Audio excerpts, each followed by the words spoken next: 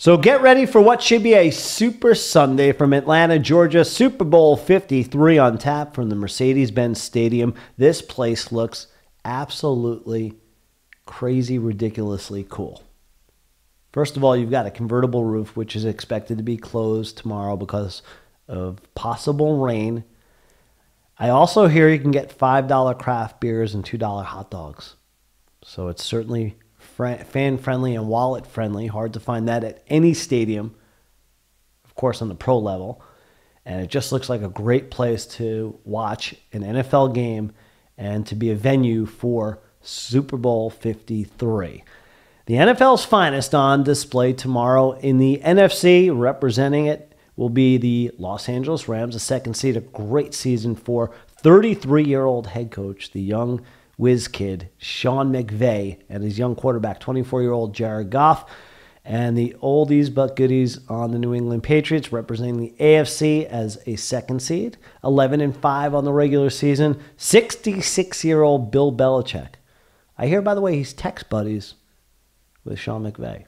Go figure. They text each other after their respective ball games throughout the season this year in the NFL. Okay. Meanwhile, their quarterbacks. I mentioned Goff. You've got Brady, 41 years young, in his third straight Super Bowl. Last year's reigning MVP, the only quarterback to ever play in the Super Bowl past the age of 40. We'll see if he can make history tomorrow. He's 5-3 in the Super Bowl. If he wins his sixth ring, he'll surpass Charles Haley for the player with most Super Bowl rings in NFL history. Wow. And if the Patriots win tomorrow, they also tie the Steelers and 49ers for the most Super Bowl trophies. Vince Lombardi trophy with 6. Patriots have been in 11 Super Bowls overall. The Rams in 3. They're 1-2. Now, both of these teams squared off in one of the best Super Bowls you'll ever see back in 2002 when this Brady and Belichick dynasty got rolling with their first Super Bowl win over the Rams and Kurt Warner. 20-14 Patriots win. They were 14-point underdogs thanks to Adam Vinatieri's game-winning Super Bowl field goal at the end of regulation.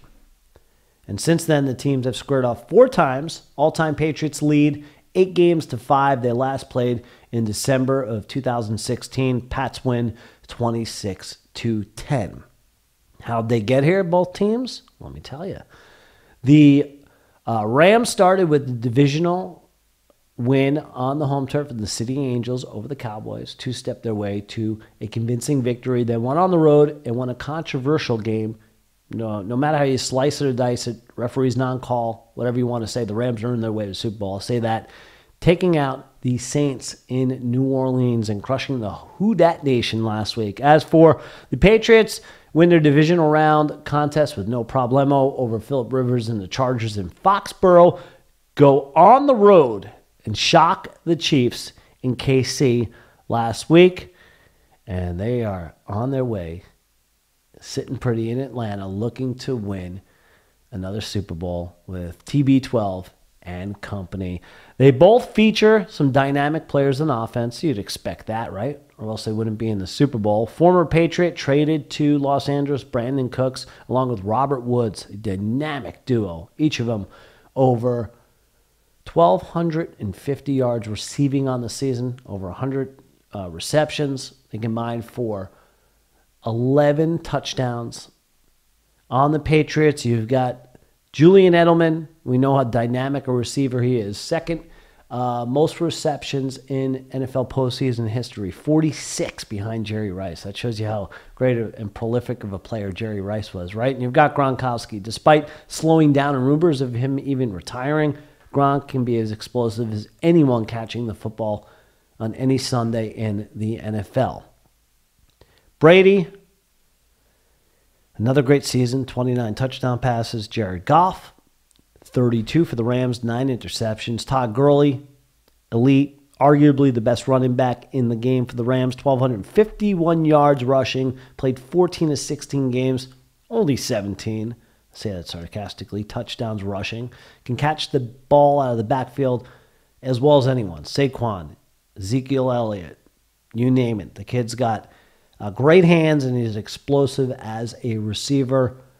Rams on defense, do some cool things Patriot-like in the offseason to kind of reassure a staunch defensive unit. We know they were able to get contract negotiations firmed up and fire up their best player, paid him handsomely, and he delivered with 20.5 sacks. That's Aaron Donald.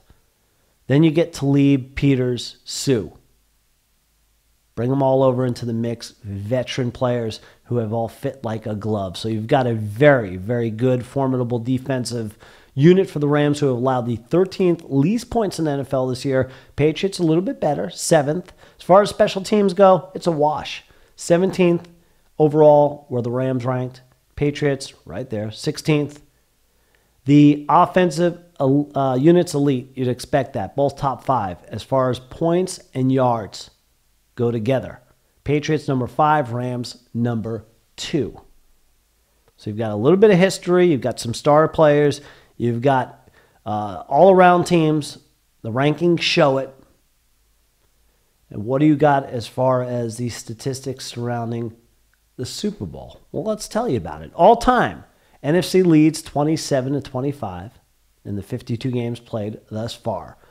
The highest viewed Super Bowl, 114 million viewers in 2015. Last year's Super Bowl, 103 million. They're expecting around that tomorrow.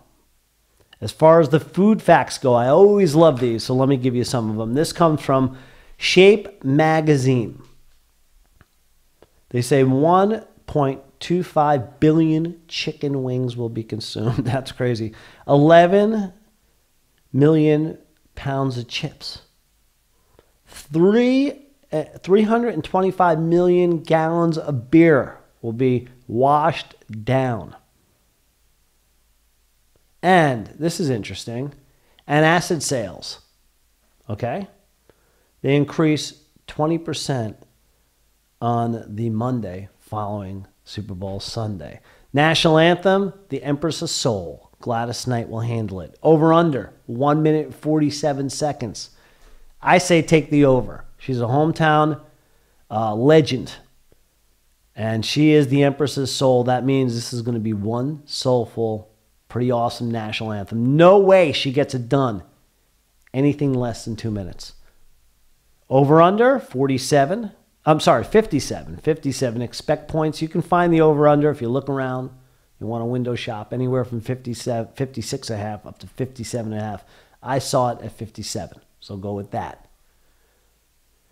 The John Madden video game projection for tomorrow, the simulation, it's done by CBS Sports annually, and a lot of years they get it wrong. But interestingly enough, okay, a couple years ago when the Patriots had, and I'm going to talk more about this in a moment, their 25-point deficit comeback against the Falcons in Super Bowl 51.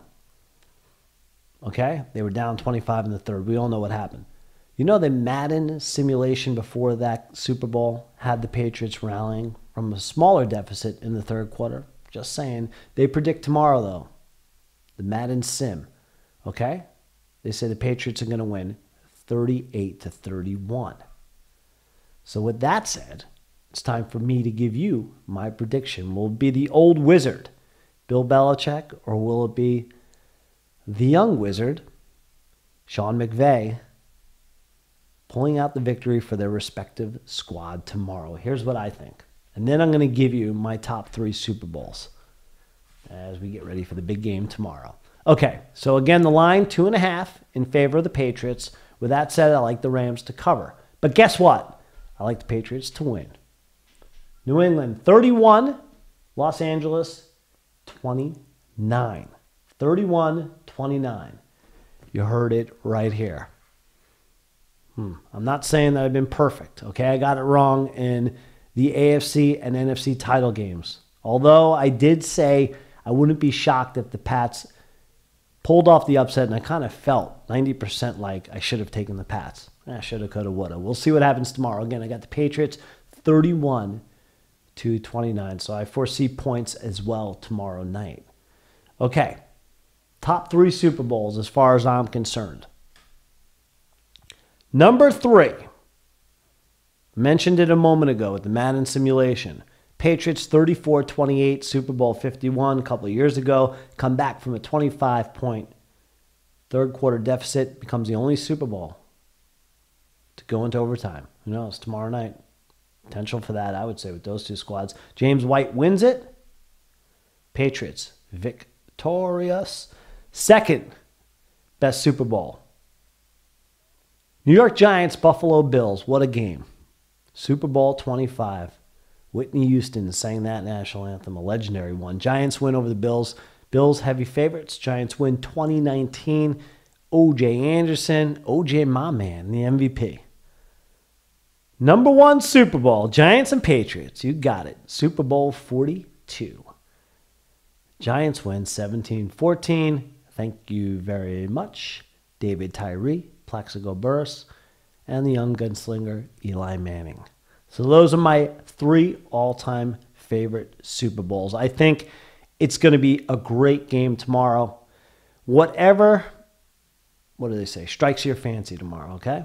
Whatever you like about the Super Bowl, whether you're like me and I just want to watch the game and all the elements of the broadcast, that's what I dig. Just kind of want to be in solitude. A little creepy, but I like to watch the game and just get in the zone and watch it. I don't like other distractions. But if you like Super Bowl party, if you like the commercials, you like the food, I'm sure, and indulging, don't overindulge and be careful out there. That's why they have Uber and Lyft. Whatever it is, tuning into, I think it's the Kitten Bowl and the Puppy Bowl at the half. One of them has, I think the Kitten Bowl's at the half. What the Lingerie Bowl, whatever it is, the pageantry and camaraderie, the Super Bowl cannot be beaten. And, eventually I think they have to make it a national holiday because we're all kind of dragging, on Monday. But with that said, let's get to Sunday first. Enjoy Super Bowl Sunday. Again, the 6:30 kickoff Eastern time from Atlanta tomorrow, and it will be on CBS, and CBS ties NBC. They'll both have now broadcast after tomorrow 19 Super Bowls on national television. I can't wait. So enjoy the big game tomorrow from Atlanta, GA.